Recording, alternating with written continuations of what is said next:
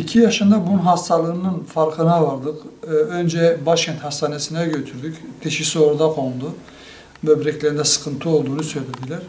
Ondan sonra orada belli bir müddet tedavi gördükten sonra Bağcılar Hastanesi'nin nefroloji bölümüne götürdük.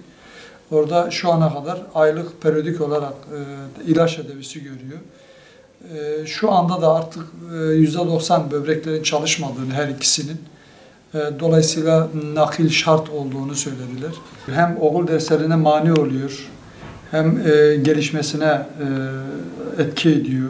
Yani gelişme konusunda hem gerek boyu gerek kilosu açısından dengesiz olarak gidiyor. Doktorların söylediği şey şudur: akraba evliliğinden ötürü bizim taşıyıcı olduğumuzu beyan ettiler. Dolayısıyla bizim kendisine verme durumumuzun olmadığını söylediler.